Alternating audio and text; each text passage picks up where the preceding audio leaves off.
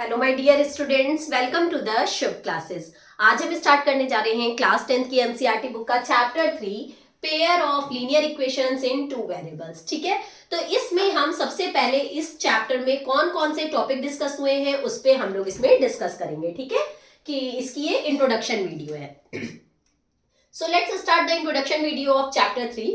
First of all, I will tell you about the pair of linear equations in two variables. ये होता क्या है? Linear equations इन two variables. Variables तो आप सभी को पता होगा कि जो भी हमारे इंग्लिश अल्फाबेट होते हैं like X Y Z A B C, जो भी आपका इक्वेशन में इंग्लिश अल्फाबेट यूज होता है वो सब क्या होते हैं? हमारे वेरिएबल्स होते हैं। बात आई यहाँ पे टू वेरिएबल्स की, तो जब हमारी इक्वेशन में टू वेरिएबल्स यूज होंगे, जैसे अगर हम लोग यूज करते थे x प्लस 4 इक्वल्स टू 3, तो ये हमारा सिंगल वेरिएबल का है क्योंकि इसमें केवल x है। बट अगर हम बात करेंगे x plus Y is equals to 3, तो ये हमारा टू वेरिएबल्स की इक्वेशन होगी क्योंकि इसमें टू वेरिएबल्स यूज हुए हैं x एंड y।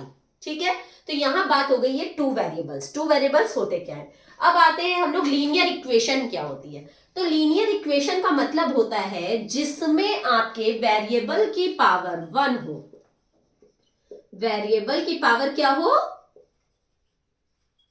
1 हो। दैट मीन्स हाईएस्ट डिग्री 1 होनी चाहिए, 1 से ज्यादा नहीं होनी चाहिए। इसका क्या मतलब हुआ ये हम लोग अब डिस्कस करने जा रहे हैं। देखिए, अगर हमारी इक्वेशन है X cube plus 4x square plus 3x plus 4 equals to 0। ठीक है, अगर ये हमारी इक्वेशन है तो इसमें हाईएस्ट डिग्री क्या है? 3। हाईएस्ट डिग्री क्या है? 3। तो जब हाईएस्ट डिग्री 3 है तो ये हमारा होगा क्यूबिक इक्वेशन। ये क्या होगा? क्यूबिक। अगर हमारी इक्वेशन है X square plus 4x plus 5 equals to 0, तो इसमें हाईएस्ट डिग्री है 2, तो ये होगा हमारा quadratic equation. Got it? But अगर हमारा होगा x प्लस 4 इक्वल्स टू 0, तो यहां पे हाईएस्ट डिग्री है 1, x की पावर क्या है? 1, तो ये हमारा होगा लीनियर इक्वेशन। ओके, हो गया लीनियर इक्वेशन। बट ये सिर्फ लीनियर इक्वेशन है, टू वेरिएबल्स नहीं है इसमें, ये सिंगल वेरिएबल है। अगर हम वही लिखें x plus Y plus 4 equals to 0, तो ये हमारा linear equation in two variables होगा क्योंकि इसमें टू वेरिएबल्स भी आए हैं और लीनियर इक्वेशन भी है क्योंकि पावर इसकी 1 है, 1 से ज्यादा पावर नहीं है। तो अगर आपकी हाईएस्ट डिग्री 1 होगी तो वो हमारा लीनियर इक्वेशन होगा, और अगर उसमें टू वेरिएबल्स यूज होंगे तो वो linear equation in two variables होगा। ठीक है, इक्वेशंस क्या होते हैं? जिसमें इक्वल लग गया वो हमारा हो गया इक्वेशन। अगर हमने लिखा सिर्फ x प्लस 4 तो ये इक्वेशन नहीं होगी। क्यों? क्योंकि मैंने इसमें इक्वल नहीं लगाया। जैसे ही इक्वल लगेगा x प्लस 4 इक्वल्स टू 0, कुछ भी लग गया, बस इक्वल लग गया, तो वो हमारी इक्वेशन हो जाएगी। अगर उसमें एक वेरिएबल है तो linear equation in one variable होगा, और अगर उसमें टू वेरिएबल्स यूज हुए हैं तो वो लीनियर इक्वेशन से टू वेरिएबल्स होगा। तो आपका जो चैप्टर है वो है लीनियर इक्वेशंस इन टू वेरिएबल्स, इसलिए उसमें ये वाली इक्वेशन सेटिस्फाई करेगी क्योंकि ये एक तो इक्वेशन है, इसमें इक्वल भी लगा हुआ है, टू वेरिएबल्स भी हैं और लीनियर भी है क्योंकि हाईएस्ट डिग्री 1 है। ठीक है, तो ये तो था आपका कि linear equation in two variables होता क्या है। अब हम लोग इसमें आएंगे कि इसमें क्या क्या टॉपिक डिस्कस हुए। ठीक है,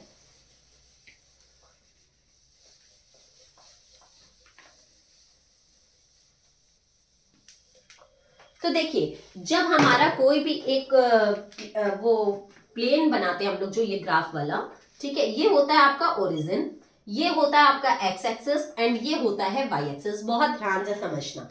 ठीक, यहाँ पे हम लोगों का जो हम लोग लाइन बनाते हैं, कोऑर्डिनेट पॉइंट्स गिवन होते हैं, उससे जो हम लोग लाइन बनाते हैं तो उसमें 3 कंडीशंस अप्लाइड होती हैं। कौन कौन सी 3 कंडीशंस अप्लाइड होती हैं? कि जो आपकी दो इक्वेशंस हैं, ठीक है, पहली बात तो आपकी दो इक्वेशंस क्या होती हैं, हम सबसे पहले तो आपको ये बताने से पहले वही बता देते हैं। अगर आपकी दो इक्वेशंस गिवन है like x plus 2y plus 3 equals to 0, और अगर एक इक्वेशन गिवन है 2x plus 4y plus 5 equals to 0, ये दो इक्वेशन आपकी गिवन है। ठीक है, तो इसमें हम लोग इन दोनों इक्वेशंस को कंपेयर करते हैं। क्या कंपेयर करते हैं? हमारी जो इक्वेशन है वो किस फॉर्म में होती है, ax plus B Y plus C equals to 0, इस फॉर्म में होती है। दैट मीन्स जो x के साथ होता है वो क्या होता है a, जो y के साथ होता है वो क्या होता है b, और c क्या होता है, कांस्टेंट टर्म होता है। दैट मीन्स जो सिंगल टर्म्स होते हैं जिनमें कोई भी वेरिएबल नहीं होता है वो c होता है। जब हमारी दो इक्वेशन दी होंगी तो उसमें एक a1 एक a2, तो ये x के साथ जो है वो हमारा क्या हो जाएगा a1, सेकेंड इक्वेशन में जो x के साथ है वो क्या हो जाएगा a2, क्योंकि ये भी a है ये भी a है और दो इक्वेशंस गिवन है तो 1 और 2 तो हमें लेना ही पड़ेगा। तो लाइक a1 की वैल्यू इसमें क्या है 1, a2 की वैल्यू क्या है इसमें 2। अब b पे आते हैं तो b1 की वैल्यू है 2 एंड b2 की वैल्यू है 4। इसी तरीके से c1 की वैल्यू है 3 एंड c2 की वैल्यू है 5। ठीक, ये हो गया हमारा a1 a2 b1 b2 and c1 c2। अब इसमें हम क्या कंपेयर करते हैं कि जो हमारी ये दोनों इक्वेशंस की यहाँ पे लाइंस बनेंगी वो तीन कंडीशंस अप्लाई करती हैं कि या तो वो एक इक्वेशन की लाइन ये हो गई और एक इक्वेशन की लाइन ये हो गई, या तो वो इंटरसेक्ट करेंगी। ठीक है, फर्स्ट क्या हो गया इंटरसेक्टिंग, या तो वो इंटरसेक्ट करेंगी, ठीक है, या तो वो पैरेलल होंगी। टू इक्वेशंस अगर हमारा पैरेलल होता है, यहाँ पे हम छोटा छोटा बना के दिखा देते हैं। ठीक है, अगर दो ये हमारा प्लेन हो गया, इसमें दो लाइंस अगर हम बनाते हैं लाइक दिस एंड दिस, या तो इंटरसेक्ट करेंगी या तो दोनों लाइन पैरेलल होंगी, चाहे ऐसे जाए या फिर ऐसे जाए, कैसे भी जाए, बट वो या तो पैरेलल होंगी और या फिर कोइंसाइड करेंगी। इसका क्या मतलब होता है, अगर एक इक्वेशन की जो आपने लाइन बनाई, हो सकता है दूसरी इक्वेशन की लाइन भी इसी के ऊपर जाए, ओवरलैप करेंगी, तो ओवरलैप करेंगी तो वो हो जाता है कोइंसिडेंट।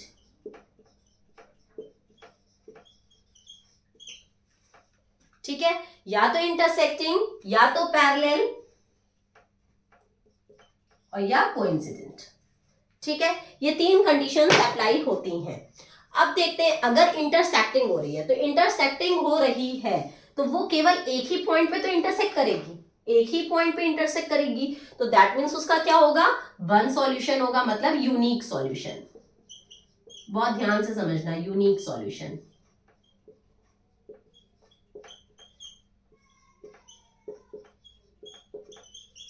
अगर पैरेलल है, ठीक है, लाइक दिस, अगर ऐसे पैरेलल है तो कोई सॉल्यूशन नहीं होगा क्योंकि कोई भी पॉइंट्स मैच नहीं कर रहे हैं, तो पैरेलल में नो सॉल्यूशन। ओके, पैरेलल में नो सॉल्यूशन। कोइंसिडेंट कब होगा, जब उसके ऊपर ही लाइन चली गई, एक इक्वेशन की लाइन उसके ऊपर दूसरी इक्वेशन की भी लाइन चली गई, तो लगभग लगभग उसके सारे ही पॉइंट सेम होंगे, तो इनफाइनाइट सॉल्यूशंस। ठीक है, मतलब कि मैनी सॉल्यूशंस।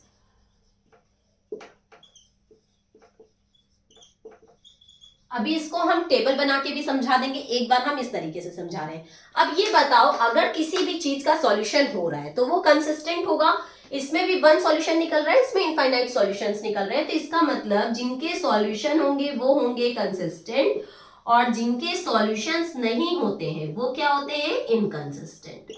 इसमें नो सॉल्यूशन है तो ये क्या हो जाएगा, इनकंसिस्टेंट। इसकी कंसिस्टेंसी भी पता चल गई। ठीक, अब ये सारी चीजें हो गई। कोई भी टू इक्वेशंस अगर हमें गिवन है तो वो कब इंटरसेक्टिंग होगी, कब पैरेलल होगी, अब कब कोइंसिडेंट होगी, ये हम लोग अब समझ लेते हैं। ठीक है, देखो अगर हमने ये कंपेयर किया, दो इक्वेशंस गिवन थी, a1 a2 b1 b2 and c1 c2 लिख लिया। अगर हमारा a1 upon a2 does not equals to b1 upon b2 है तो वो हमारा क्या होगा, इंटरसेक्टिंग होगा। ठीक है, अगर हमारा a1 upon a2 does not equals to b1 upon b2 है तो वो क्या होगा, इंटरसेक्टिंग होगा। अब a1 अपॉन a2 देखो क्या है, 1 अपॉन 2। ठीक, a1 अपॉन a2 क्या है, 1 upon 2 and b1 upon b2 क्या है, 2 upon 4 and c1 upon c2 क्या है, 3 अपॉन 5। अब हम लोग अभी देख लेते हैं क्या है, देखो 2 1 जा 2 2 2 जा 4, इसमें a1 upon a2 and b1 upon b2 equal आ रहा है, बट ये c1 अपॉन c2 इक्वल नहीं आ रहा है। अभी हम देखते हैं कि ये किस कंडीशंस को अप्लाई कर रहा है। ये इंटरसेक्टिंग तो नहीं ही होगा क्योंकि a1 upon a2 does not equals to b1 upon b2 होता है, तब इंटरसेक्टिंग होता है, और इसमें दोनों इक्वल है, इसलिए ये हमारा इंटरसेक्टिंग में नहीं जाएगा। पैरेलल में क्या होता है, a1 upon a2 equals to b1 upon b2 but does not equals to c1 upon c2 होता है। और हमें लगता है यही वाली कंडीशन यहाँ अप्लाई हो रही है जो हमने इक्वेशन लिखी थी, a1 upon a2 equals to b1 upon b2। देखो a1 upon a2 equals to b1 upon b2 but does not equals to c1 upon c2। That means जो हमारी ये इक्वेशन है ये किस में जाएगी, पैरेलल में जाएगी। ठीक है, ये पैरेलल हो गया। कोइंसिडेंट में क्या होता है, a1 upon a2 equals to b1 upon b2 equals to c1 upon c2। ये होता है जब तीनों इक्वल होंगे तो वो आता है कोइंसिडेंट में। अगर आपको ये लर्न करना है तो लर्न करने का एक ये तरीका होता है, इंटरसेक्टिंग में a1 upon a2 does not equals to b1 upon b2 होता है। तो देखो ये इंटरसेक्ट ही तो कर रहा है ना, इसको काट रहा है तो इंटरसेक्ट कर रहा है। तो a1 upon a2 does not equals to b1 upon b2 में ये इंटरसेक्ट कर रहा है, इसलिए ये इंटरसेक्टिंग में चला गया। पैरेलल में क्या होता है, ऐसे पैरेलल लाइंस होती हैं, तो देखो a1 upon a2 equals to b1 upon b2, देखो ये पैरेलल हो गया। ठीक है, तो इससे आप याद कर सकते हो कि इसमें ये पैरेलल होता है। कोइंसिडेंट नाम से ही क्लियर हो रहा है कि कुछ भी कोइंसिडेंट ही होगा अगर सब कुछ इक्वल है। a1 upon a2 does not equals to a1 upon a2 equals to b1 upon b2 equals to c1 upon c2। अगर तीनों इक्वल है तो ये कोइंसिडेंस ही हुआ, तो इसलिए ये कोइंसिडेंट में चला जाएगा। इतनी बातें आपको समझ में आई। अब देखो इसको एक टेबल के थ्रू हम लोग समझ लेते हैं।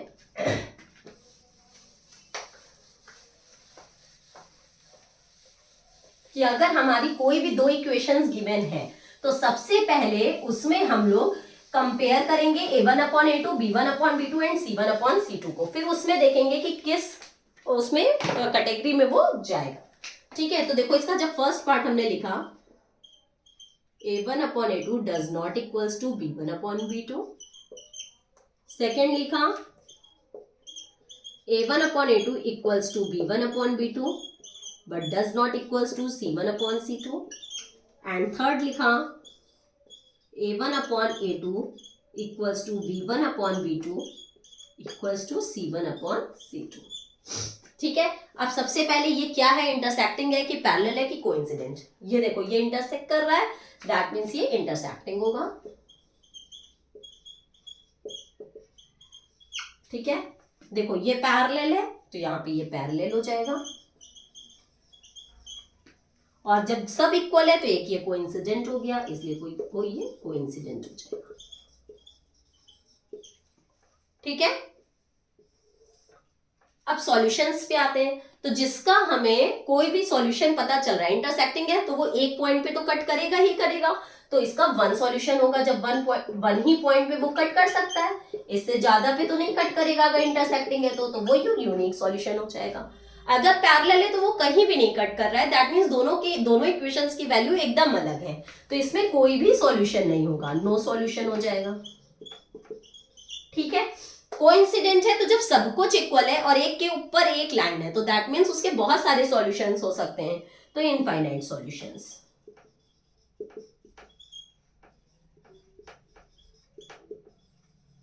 ठीक है, इतनी बात समझ में आ गई। अब इसकी कंसिस्टेंसी पे बात करते हैं। तो जिसमें सॉल्यूशन निकलता है वो कंसिस्टेंट, और जिसमें सॉल्यूशन नहीं होगा वो इनकंसिस्टेंट।